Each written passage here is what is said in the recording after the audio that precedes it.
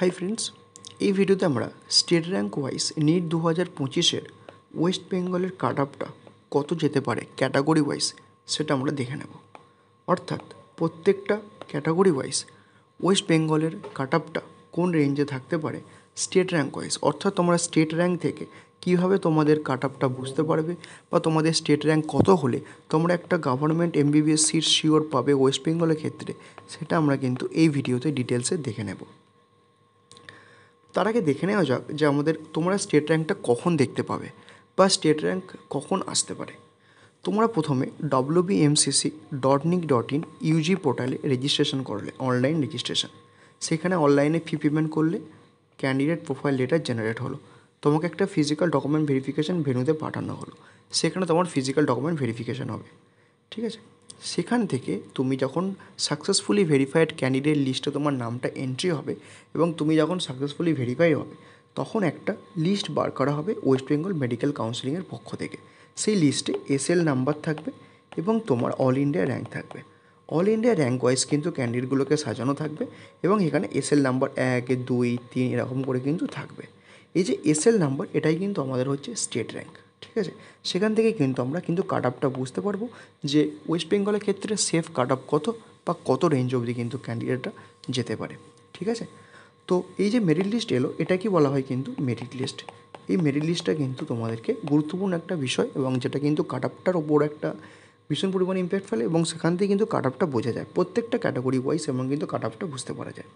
Merit list আসার পর কী কী স্টেপগুলো পড়ে রয়েছে, তারপরে চয়েস ফিলিং হয়, চয়েস লকিং হয়, সিট অ্যালটমেন্ট হয়ে থাকে অনলাইনে, তারপরে কিন্তু আমাকে অ্যাডমিশান নিতে হয় তোমার যে কলেজে অ্যাডমিশান পড়েছে এবং তারপরে তুমি সেখানে গিয়ে অ্যাডমিশান নেবে। এটা তোমার রাউন্ড 1 কাউন্সিলিং মিটলো। ঠিক আছে, এবং ফিজিক্যাল ডকুমেন্ট ভেরিফিকেশানের পরে কিন্তু তুমি মেরিট লিস্টটা পাবে। এবার দেখে নেওয়া যাক যে মেরিট লিস্ট ওয়াইজ আমাদের কাট অফটা কীভাবে কী ডিপেন্ড করে। তার আগে তোমাদেরকে দেখিয়ে দিই যে আমাদের ওয়েস্ট বেঙ্গলের যে ক্যাটাগরি ওয়াইজ রয়েছে ক্যাটাগরিগুলো, তাদের ক্ষেত্রে কাট অফটা মানে সিট ম্যাট্রিক্সটা কী কী রয়েছে। ইউআর ক্যাটাগরি ক্ষেত্রে 1298টা সিট রয়েছে। যেহেতু ইউআরটা কোনো ক্যাটাগরি নয়, এখানে কারোর কোনো সিট রিজার্ভ থাকে না, এই সিটটা সব ক্যাটাগরির স্টুডেন্টরাই কিন্তু নিতে পারে। আচ্ছা, এইগুলো হচ্ছে পিসির সিট। এই সিটগুলো কিন্তু আফটার রাউন্ড 3 যখন ক্যান্ডিডেট পাওয়া যাবে না, সেগুলো কিন্তু ভার্চুয়াল ভ্যাকেন্সির মাধ্যমে এই রেসপেক্টিভ ক্যাটাগরিতে ট্রান্সফার করে দেওয়া হবে। ওবিসি এর ক্যাটাগরি ক্ষেত্রে 309টা, আর এখানে হচ্ছে 9টা সিট পিসির ক্ষেত্রে, এটা কিন্তু এখানে কনভার্ট হয়ে যায় আফটার রাউন্ড 3। ওবিসি বি এর ক্ষেত্রে 205টা, পিসির সিট হচ্ছে 9টা, ইডাব্লিউএসের 303টে, পিসির হচ্ছে 11টা। আচ্ছা, এসসির ক্ষেত্রে 645টা, 3400 হচ্ছে পিসির সিট, এসটির ক্ষেত্রে 175টা এবং পিসির হচ্ছে 7টা। টোটাল ইউআরের ক্ষেত্রে 1367, ওবিসি এর 318, ওবিসি বি এর 214, ইডাব্লিউএসের 314, এসসি 679, এসটির 182, টোটাল 384টা সিট রয়েছে। এবং যদি রিজার্ভেশনের পার্সেন্টেজ দেখা যায়, ইউআরএ 45%, ওবিসি এর 10%, বি এর 7%, ইডাব্লিউএসের 10%, এসসির 22% এবং এসটির 6%। এবছরের ওবিসি এ বি কী হবে সেটা কিন্তু আমরা এখন আসছি না। আচ্ছা, ইএসআইসি যোগার ক্ষেত্রে কিন্তু তোমাদের কিছুটা পরিমাণে সিট থাকে, সেটা কিন্তু তোমাদের এখানে অ্যাড করা হয়নি। ওটা এবি কোনো ডিভিশন থাকে না, ওখানে শুধু ওবিসি বলে চিহ্নিত থাকে। তাহলে এই হচ্ছে তোমাদের সিট ডিস্ট্রিবিউশনটা। ঠিক আছে, আচ্ছা এবার আমরা দেখে নেবো যে রাউন্ড ওয়াইজ তোমাদের বা স্টেট র্যাঙ্ক ওয়াইজ র্যাঙ্ক কত হলে তোমরা একটা গভর্নমেন্ট এমবিবিএস সিট শিওর পাচ্ছ সেটা তোমরা জানতে পারবে। ঠিক আছে, আচ্ছা স্টেট র্যাঙ্কের ধারণটা কোথা থেকে আসে দেখো। প্রথমে তোমরা মার্কসটা পেয়েছিলে, মার্কসের পর তোমরা রেজাল্ট পেলে, সেখানে তোমরা অল ইন্ডিয়া র্যাঙ্ক পেলে। এই অল ইন্ডিয়া র্যাঙ্কের পর তোমরা ওয়েস্ট বেঙ্গল যখন স্টেট কাউন্সিলিং করাবে তখনই তোমরা কিন্তু মেরিট লিস্ট পাবে এবং তোমরা সেখানে কিন্তু মেরিট লিস্ট থেকে তোমরা কিন্তু স্টেট র্যাঙ্কটা তোমাদের দেখতে পাবে। এটাই হচ্ছে স্টেট র্যাঙ্কের ধারণা। ঠিক আছে, চলো দেখে নেওয়া যাক যে রাউন্ড ওয়াইজ কাট অফটা কত ছিল এবং স্টেট র্যাঙ্ক ওয়াইজ কত ছিল। এটা হচ্ছে 2024-এর রাউন্ড 1-এর ক্ষেত্রে কাট অফ। ইউআর ক্যাটাগরি ক্ষেত্রে 39,522 ছিল, সেখানে স্টেট র্যাঙ্ক হচ্ছে 1890। অর্থাৎ এই স্টেট র্যাঙ্ক পর্যন্ত ইউআর ক্যাটাগরির যে সিটগুলো তোমরা দেখতে পাচ্ছ 1298টা সিট, এই র্যাঙ্কের পর কিন্তু গিয়ে কিন্তু ভর্তি হয়েছিল। অর্থাৎ 1298টা সিট কিন্তু ভর্তি হতে এই স্টেট র্যাঙ্ক অবধি কিন্তু এক্সটেন্ড করতে হয়েছিল। ঠিক আছে, ওবিসি এ ক্যাটাগরির ক্ষেত্রে 2124, কিন্তু দেখো সিট সংখ্যা তোমার এখানে ছিল 309টা। অর্থাৎ ওবিসি এ ক্যাটাগরি ক্যান্ডিডেটগুলো 309টা যে সিট, সেই সিটটা ভর্তি করতে কিন্তু এত অবধি কিন্তু এক্সটেন্ড হতে হয়েছে। ঠিক আছে, all India rank wise cut off ছিল 43,615 এবং স্টেট র্যাঙ্ক ওয়াইজ 2124।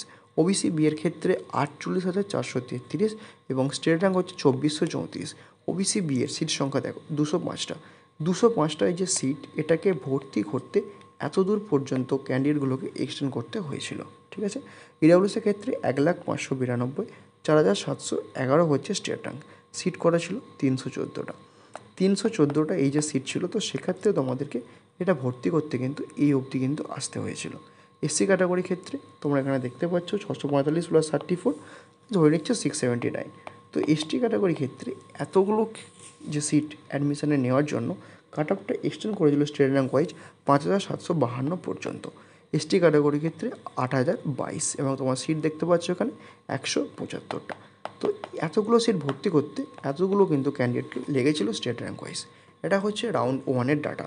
এবার আমরা দেখে নেব রাউন্ড 2-এর ক্ষেত্রে।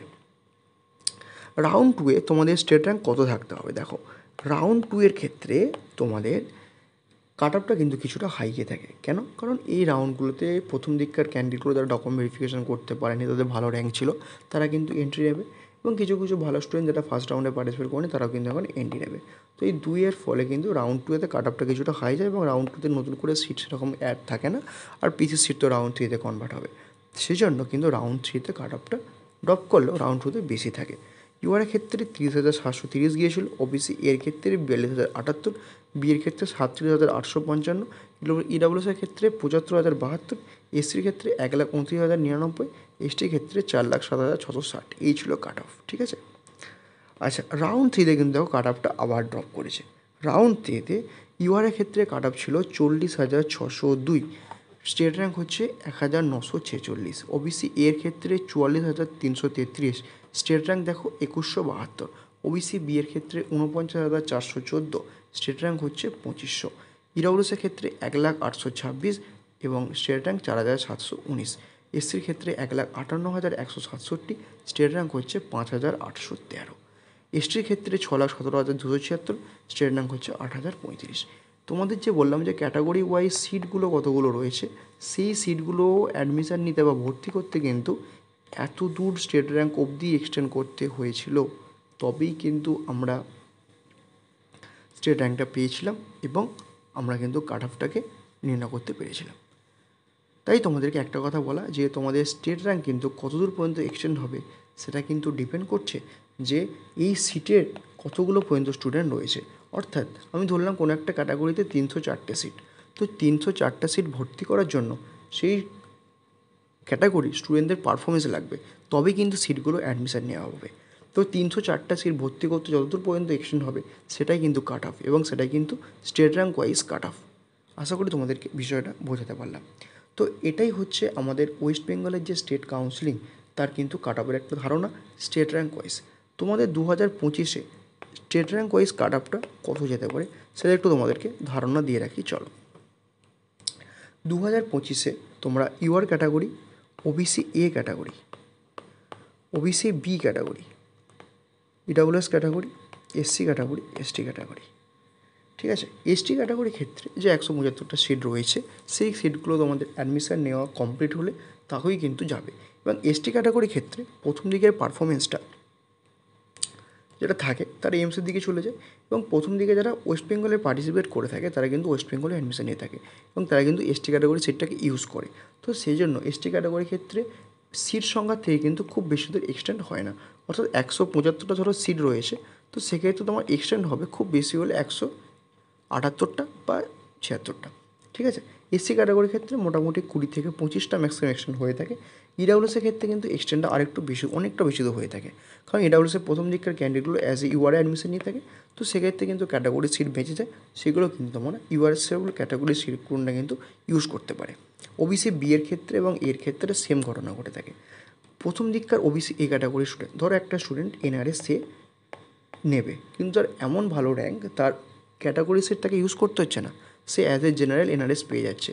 তো সেক্ষেত্রে কিন্তু সেই ক্যান্ডিডেটটা নিজের ক্যাটাগরি একটা সিট বাঁচালো, সেই ক্যাটাগরি সিটটা একটা ক্যাটাগরি স্টুডেন্ট কিন্তু ইউজ করছে, সেক্ষেত্রে কিন্তু ক্যাটাগরি কাট অফটা কিন্তু ড্রপ করছে।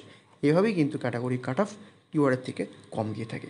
তো সেই জন্য ওবিসি এ এবং বি এক্ষেত্রে কিন্তু 50 থেকে 60, ধরো আমি ধরলাম সিট রয়েছে 300টা, কাট অফ যাবে কিন্তু 360, 70 এই রেঞ্জে। কেন? এই ঘটনাগুলো মাঝখানে হয়ে থাকে। ধরো কারোর খুব ভালো র্যাঙ্ক, সে ইউআর ক্যাটাগরির থ্রু দিয়ে রামগঞ্জ, রামপুরহাট এইগুলো ইজিলি পেয়ে যাবে, তার কিন্তু ওবিসি এ আছে এবং সে কিন্তু ফার্স্ট চয়েসে ওই কলেজগুলো রাখছে, সেক্ষেত্রে কিন্তু তাকে ক্যাটাগরি সিট ইউজ করতে হচ্ছে না। ঠিক আছে? আর ইউআর ক্যাটাগরির ক্ষেত্রে কাট অফটা তোমরা ধরতে পারো যে মোটামুটি ইউআর ক্যাটাগরির ক্ষেত্রে যেহেতু বাকি স্টুডেন্টরাও সেই জায়গা থেকে আসে এবং ক্যাটাগরি স্টুডেন্টগুলো ওখান থেকে বাদ দেবে, তোমরা ধরো স্টেট র্যাঙ্কে সমস্ত ক্যাটাগরি স্টুডেন্ট রয়েছে, OBC A B WS mainly এইগুলো তো বেশি পরিমাণে থাকে, তো এই ক্যাটাগরির স্টুডেন্টরা বাদ যাবে, গিয়ে যারা কোনো রকম কোনো রিজার্ভেশন নিয়ে তারা থাকবে এবং তার সঙ্গে কিন্তু মাইনাস হবে এই ক্যাটাগরির স্টুডেন্ট যারা ইউআরে শিফট হচ্ছে তারা, সেটা কিন্তু আমাদের কাট অফটা নির্ণয় করবে। ঠিক আছে? তো এই হচ্ছে স্টেট র্যাঙ্ক ওয়াইজ তোমাদেরকে একটা কাট অফের ধারণা। তাই তোমাদেরকে একটা কথা বলা, যারা তোমরা মনে করছো যে স্টেট র্যাঙ্কটা পেলে কাউন্সেলিং করাবো, এটা কিন্তু ভুল ধারণা। তোমাকে স্টেট র্যাঙ্ক পেতে গেলে ওয়েস্ট বেঙ্গল স্টেট কাউন্সেলিংয়ে পার্টিসিপেট নিতে হবে এবং সেটার জন্য তোমাকে রেজিস্ট্রেশন করতে হবে, ফিজিক্যাল ডকুমেন্ট ভেরিফিকেশন পর্যন্ত কিন্তু যেতে হবে, তবেই তুমি কিন্তু স্টেট র্যাঙ্কটা পাবে। তোমরা কাউন্সেলিংটায় পজিটিভলি পার্টিসিপেট করো এবং লাস্ট রাউন্ড পর্যন্ত কিন্তু যাবে, যাতে তোমাদের একটা গভর্নমেন্ট সিট তোমরা পেলেও পেতে পারো। ঠিক আছে? তো এই নিয়ে তোমাদের কোনো জিজ্ঞাসা, কোনো মতামত থাকলে কমেন্টে জিজ্ঞাসা করতে পারো। চ্যানেলটাকে সাবস্ক্রাইব করে রাখো কাউন্সেলিংয়ের সমস্ত আপডেটস পাওয়ার জন্য।